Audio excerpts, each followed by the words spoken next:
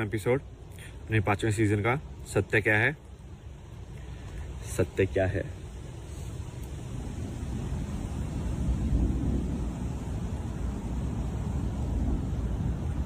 देखो, सत्य क्या है इसका जवाब तो एक्चुअली कोई नहीं दे सकता है, क्योंकि इसका जवाब शब्दों में हो ही नहीं सकता है।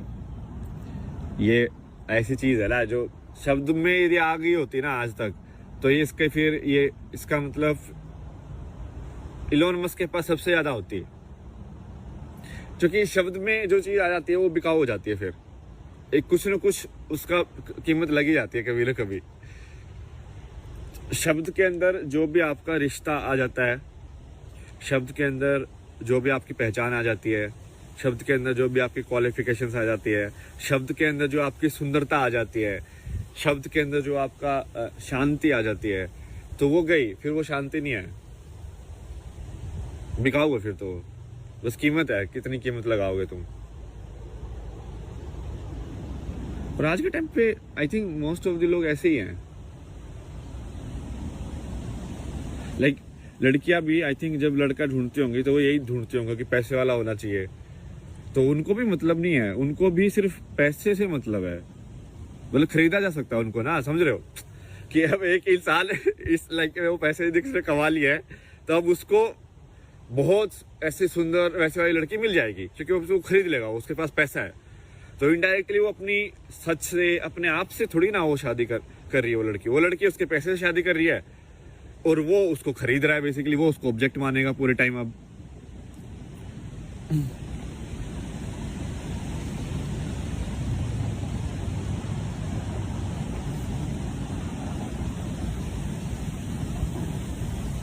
तो पूरा सोच ही बदल गया ना। मतलब एक रिश्ता जो है, स्पेशली जो ये जो बोला गया है सीताराम या कृष्ण, राधा कृष्ण और ये सब का, उनका रिश्ता क्या है? उनका रिश्ता ये थोड़ी है कि उसके पास पैसा है। उनका रिश्ता ये थोड़ी है कि भाई वो उसको क्या, तुमको क्या मिल जाएगा, क्या सेफ्टी मिल जाएगी, तुमको घर चाहिए, तुमको शॉपिंग कराएगा कि नहीं कराएगा। यही है क्या? मतलब कब शॉपिंग करा दी भाई, क्या करा दिया भाई?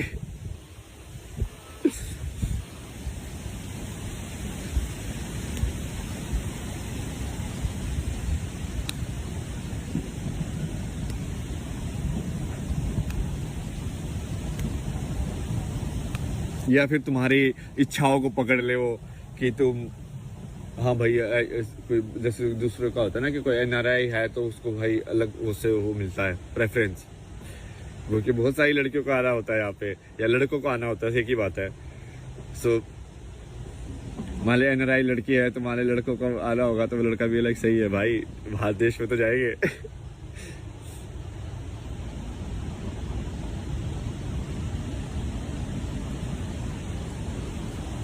उसमें दिखाया था ना, वो एनआरआई लड़का था अपना, कौन सी थी, कंगना रनौत वाली मूवी। वो बोलता अदरक की तरह बढ़ रहा है इधर से भी।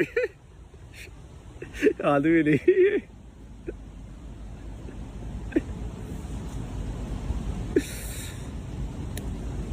चलो सीरियस बातें करते हैं आज हमको आपको थोड़ा कुछ सिखाना है। तो एक टर्म होती है इंग्लिश के अंदर कि जनरेशनल पैटर्न्स, ठीक है।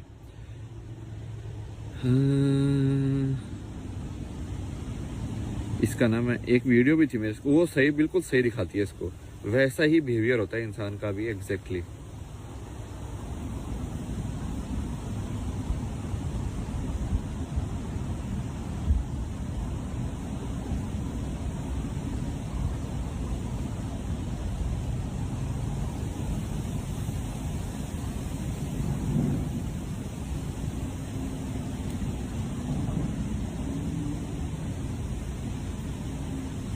तो ना पहले ये देखो, ये वाला, ठीक है।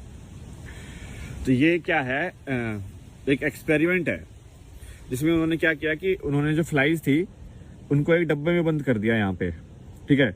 डब्बे में बंद कर दिया तो वो डब्बे के अंदर उड़ती रही, ठीक है, उड़ती रही। थोड़े टाइम के बाद क्या किया उन्होंने, इसके ढक्कन को हटा दिया, ठीक है। ढक्कन को हटाने के बाद भी वो फ्लाइज एक्चुअल के अंदर बाहर नहीं गई, मतलब वो फिर भी ऐसी ही उड़ती रही। उनको ऐसे लगा कि अभी भी ये यही दीवार है। मतलब यदि तुम एक्चुअली डब्बे को भी हटा दोगे ना किसी तरीके से, बिना कोई लाइक ज्यादा एनर्जी डिस्टरबेंस किए, तो तुमको ऐसे लगेगा कि वो हवा में सिर्फ इसी एरिया के अंदर ही घूम रही हैं। वो इसी एरिया के अंदर क्यों घूम रही है?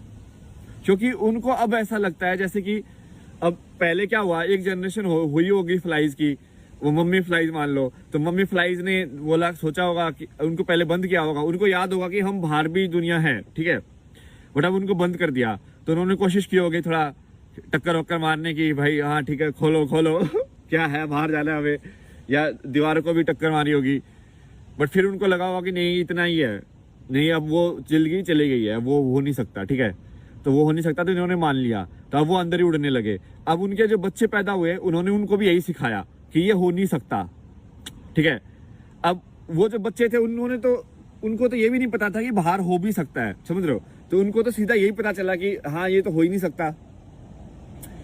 तो अब उनके बच्चों के लिए तो बाहर है ही नहीं, मतलब इसलिए कि उनका दिमाग में ही बैरियर बन गया कि ये है ही नहीं, मतलब।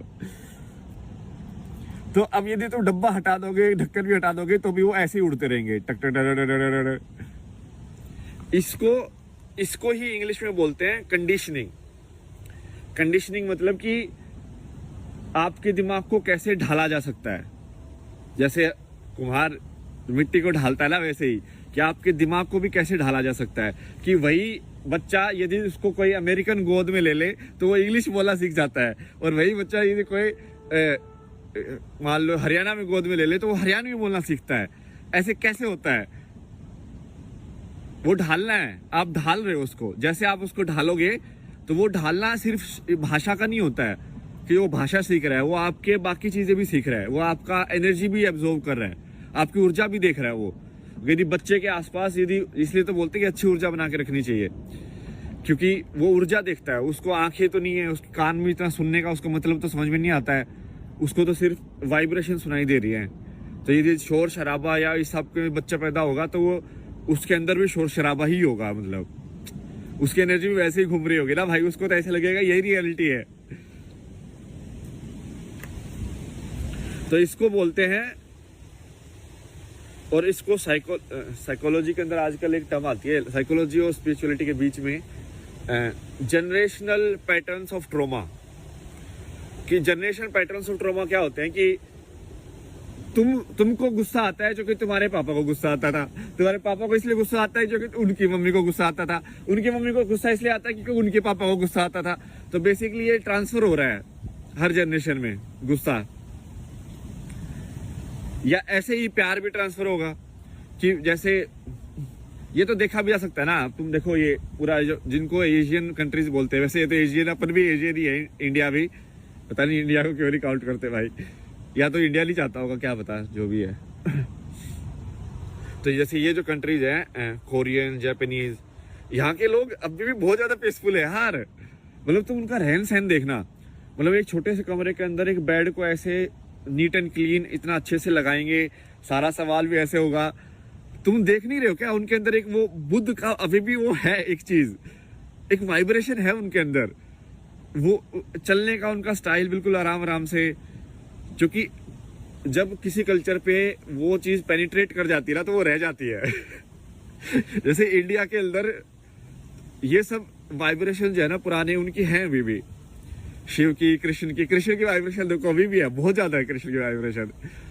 मतलब लोगों ने बहुत उल्लू बनाया, पैसे कमाने की कोशिश भी की है कृष्ण का नाम लेके, बट उसका सही में वाइब्रेशन, मतलब कि उसका कैरेक्टर जैसे बुद्ध का है, वो बुद्ध का कैरेक्टर ही तो है कि वो आराम से रहना है, ऐसे लाइक, जैसे तुम इनका मेडिटेशन की वीडियो देखता हो तो कितना आराम से बोलते हैं ये लोग, ऐसे बोलते हैं, हम आपके लिए बोलेंगे क्योंकि मैं बोल रहा हूँ। मतलब ये क्योंकि क्या करते हैं ना, माइंडफुल अवेयरनेस रखते हैं, तो ये शब्द के बीच बीच में भी गैप दे दे के कि हाँ मैं ही बोल रहा हूँ, लाइक बीच बीच में वो मेडिटेशन कर रहे हो, मतलब ये समझ रहे हो, बोलने के साथ साथ।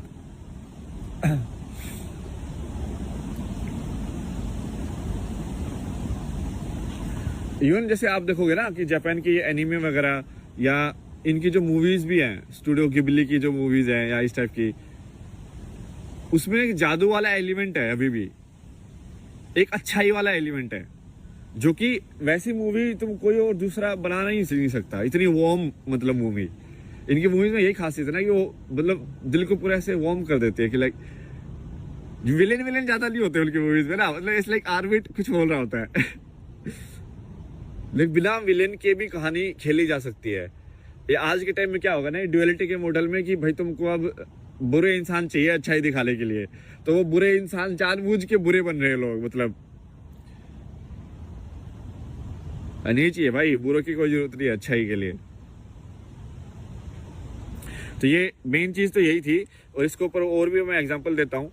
पहले तो मैंने आपको बताया कि कंडीशनिंग कैसे होती है, ठीक है, ये तो आप समझ गए होंगे, उदाहरण दे दिए मैंने, 3-4 उदाहरण दे दिए, और ये एक्सपेरिमेंट की वीडियो भी है, मेरे को इंस्टाग्राम पे दिखाता है, मुझे लगा ये तो परफेक्ट एक्सपेरिमेंट है भाई।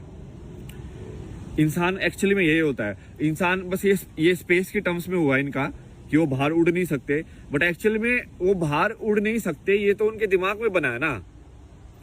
तो सही यही चीज होती है जब आपको किसी चीज का ज्यादा रिएक्शन हो रहा होता है, समझ रहे हो, कि कोई चीज आपके दिमाग से बाहर क्यों नहीं निकलती है, कोई थॉट या कोई विचार आपके दिमाग में अटक कैसे जाता है कि तुम आप सोचना नहीं चाहते बट फिर भी नहीं सोच पा रहे हो उसको, नींद भी नहीं आ रही आपको उसके चक्कर में, आप सोचे ही जा रहे हो, सोचे ही जा रहे हो, सोचे ही जा रहे हो, सोचे ही जा रहे हो, क्या क्यों नहीं रुक रहा वो विचार आपका, क्यों कंट्रोल में नहीं है वो इसकी वजह से ही है, क्योंकि आप ये इनविजिबल बाउंड्री बना लिया आपने ना कि आप उसके बाहर तो उड़ ही नहीं सकते हो, तो वही होगा।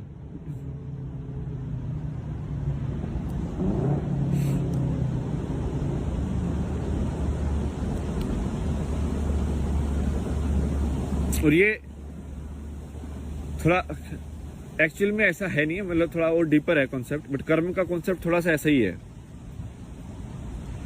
कर्म का कॉन्सेप्ट है कि बेसिकली जैसे इनके जो फ्लाइज के बच्चे पैदा हुए, अब उनको वो उतनी ही नॉलेज मिली कि इसके बाहर नहीं जा सकते।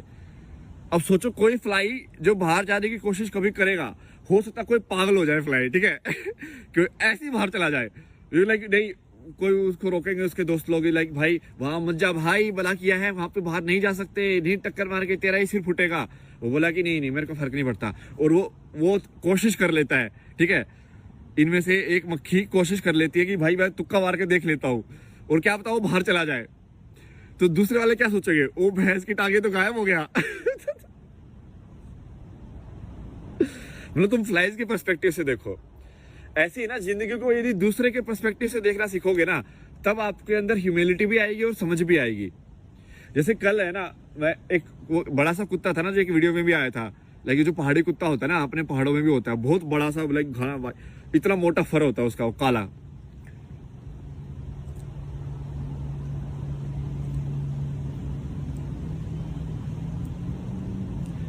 तो वो मैं उससे ऐसे लाइक ऐसे बात सा कर रहा था, मैं क्या कैसे है भाई, तो वैसे वो फिर भौंकने लगा वो, तो उसकी है ना वो भौंकने की आवाज काफी लाउड है, तो एकदम से भौंका ना, तो मैं थोड़ा डर गया। तो फिर वो जो उनकी थी वो बोल रही थी कि नहीं, मतलब वैसे मुझे पता था कि वो कुछ करेगा नहीं, क्योंकि ऑब्वियसली वो दोस्ती है, वो तो वो पास ही बैठा रहता है।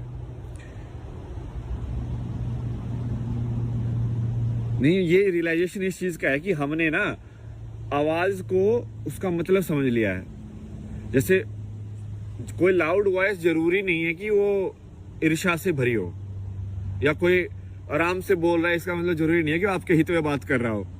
भाई मैनिपुलेटर बहुत है दुनिया में, ठीक है, मैं आराम से भी बोल सकता हूँ ऐसे आपके सामने अभी, हाँ बच्चा आपके लिए सब सुख होगा, भला होगा, ऐसे ही है दुनिया में, जो तुमको सुला दो बेसिकली आराम से। नाटक भी हो सकते हैं। तो अब कुत्ते की आवाज ही भौंकना है, समझ रहे हो, ये जो मैं कर रहा हूँ मैं भी भौंक ही रहा हूँ। और वो उस बंदी ने ना बहुत सही बात बोली यार, मेरे तो दिमाग में अटक गई। वो बोली कि इस कुत्ते को हम जो बात कर रहे हैं वो भी ऐसी लग रहा हो कि हम भौंक रहे हैं। बोला कि हाँ ये तो बिल्कुल सही है यार, जैसे हमको लग रहा है कि वो भौंक रहा है वैसे उसको भी लग